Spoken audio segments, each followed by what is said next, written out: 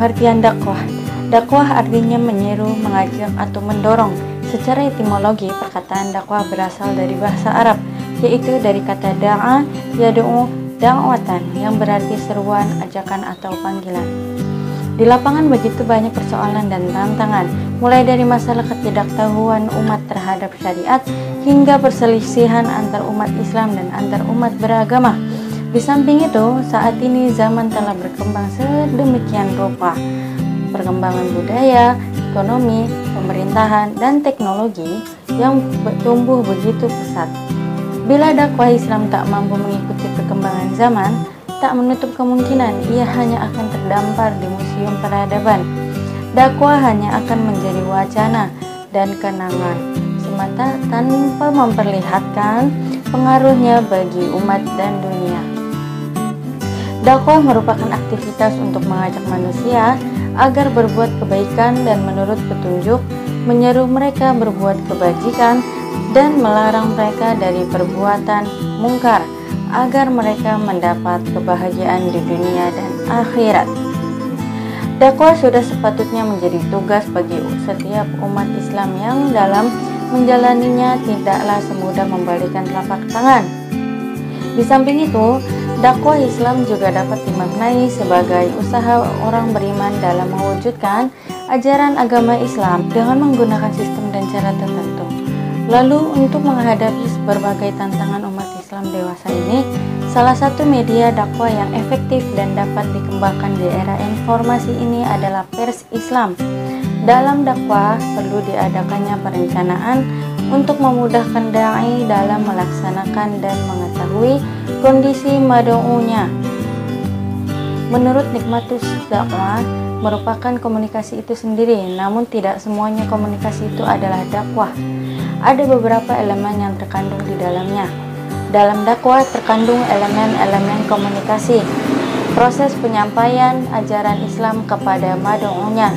Sedangkan dalam proses komunikasi tidak selalu mengandung unsur ajaran agama Islam. Dakwah adalah pekerjaan mengkomunikasikan pesan Islam kepada manusia. Secara lebih operasional, dakwah adalah mengajak atau mendorong manusia kepada tujuan yang definitif, yang rumusannya bisa diambil dari Al-Quran, hadis, atau dirumuskan oleh dai sesuai dengan ruang lingkup dakwahnya. Dakwah ditunjukkan kepada manusia, sementara manusia bukan hanya telinga dan mata, tetapi makhluk yang berjiwa, yang berpikir dan merasa dan menerima, dan bisa menolak sesuai dengan persepsinya terhadap dakwah yang telah ditarik. Materi selanjutnya yaitu kontekstualisasi dakwah.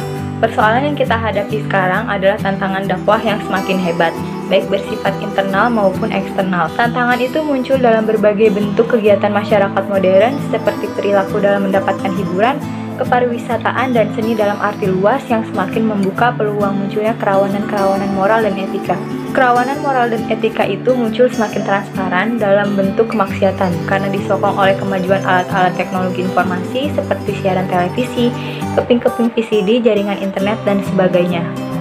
Di samping itu, kelemahan dan ketertinggalan umat Islam dalam mengakses informasi dari waktu ke waktu pada gilirannya juga akan membuat langkah-langkah dakwah kita semakin tumpul dan tak berdaya. Problematika dalam dakwah di perumahan merupakan salah satu persoalan umat Islam yang perlu mendapat perhatian serius dari kita semua, sebab persoalan dakwah merupakan persoalan masa depan umat Islam. Hal ini bisa kita lihat dalam catatan sejarah bahwa perkembangan agama Islam ke seluruh penjuru dunia adalah dibawa dan disampaikan oleh para juru dakwah sesuai dengan kondisi dan situasi saat itu. Penyampaian dakwah di perumahan tentu akan berbeda metodenya dengan dakwah di lingkungan lain, karena masyarakatnya lebih kompleks dibanding dengan pemukiman biasa. Akan tetapi, realitas dakwah dimanapun keberadaannya terdapat banyak problematikanya. Oleh sebab itu, dakwah di lingkungan perumahan membutuhkan evaluasi kritis dan mendasar terhadap penyampaian, metode dan materi dakwah sehingga dapat mencapai dan mengatasi persoalan yang dihadapi umat Islam secara umum, dan khususnya di lingkungan perumahan. Saya akan melanjutkan materi tentang teori strategi dakwah dan komunikasi.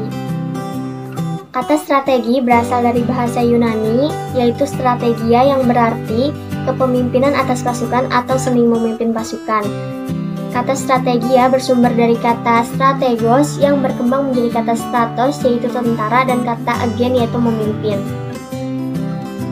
Istilah strategi dipakai dalam konteks militer sejak zaman Yunani Romawi sampai masa awal industrialisasi. Kemudian istilah ini meluas ke berbagai aspek kegiatan masyarakat, salah satunya adalah bidang komunikasi dan dakwah. Hal ini sangat penting karena dakwah bertujuan untuk melakukan perubahan terencana dalam masyarakat. Strategi dakwah Islam adalah perencanaan dan penyerahan kegiatan dan operasi dakwah Islam yang dibuat secara rasional untuk mencapai tujuan-tujuan Islam yang meliputi seluruh dimensi kemanusiaan. Dalam proses dakwah, agar mengenai sasaran dan mudah diterima oleh masyarakat sebagian objek dakwah, sebaiknya kita harus memperhatikan 6 asas dakwah. Di antaranya, yang pertama, asas filosofi. Asas ini membicarakan masalah yang erat hubungannya dengan tujuan yang hendak dicapai dalam proses aktivitas dakwah. Yang kedua, asas kemampuan dan keahlian dai. Yang ketiga, asas sosiologi. Asas ini membahas masalah yang berkaitan dengan situasi dan kondisi sasaran dakwah, misalnya politik, pemerintahan setempat, mayoritas agama di daerah setempat. Yang keempat, asas psikologi. Asas ini membahas yang erat hubungannya dengan kejiwaan manusia. Dan yang terakhir, asas efektivitas dan efisiensi. Asas ini maksudnya adalah di dalam aktivitas dakwah harus berusaha menyeimbangkan antara biaya, waktu maupun tenaga yang dikeluarkannya dengan pencapaian hasilnya dapat memperoleh hasil yang semaksimal mungkin. Dengan mempertimbangkan asas-asas yang telah disebutkan tadi, seorang dai tinggal memformulasikan dan menerapkan strategi dakwah yang sesuai dengan kondisi mad'u sebagai objek dakwah. Selanjutnya saya Yusuf Ramadan Munif, saya akan menjelaskan strategi dakwah masa kini. Sekarang ini dalam rangka mewujudkan nilai-nilai Islam dalam kenyataan sosiokultur, strategi dakwah masa kini merupakan langkah operasional untuk mencapai suatu tujuan yang dikehendaki. Pelaksanaannya perlu dimodifikasi dengan pola sebagai berikut.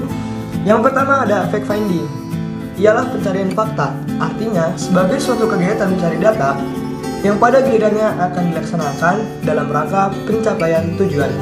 Yang kedua, perencanaan dakwah atau planning pitching. Perencanaan pada umumnya dipandang sebagai suatu metode untuk menggariskan tujuan dan cara-cara untuk mencapainya. Ketiga, ada aktualisasi atau pelaksanaan dakwah. Pelaksanaan dakwah yang dimaksudkan di sini adalah keseluruhan usaha, cara pendekatan yang dilakukan oleh subjek terhadap objek dakwah dengan menggunakan media yang telah direncanakan sebelumnya. Dan yang terakhir, yang keempat adalah controlling dan evaluasi. Controlling merupakan salah satu fungsi organik manajerial. Dalam pelaksanaan dakwah, controlling terdiri atas tindakan meneliti apakah segala sesuatu tercapai dan berjalan sesuai dengan rencana yang telah ditetapkan. Karena dakwah merupakan suatu proses, maka kegiatan evaluasi harus disesuaikan dengan planning yang dijadikan rujukan kegiatan dakwah sehingga dalam implementasi strategi dakwah benar-benar sesuai harapan bersama.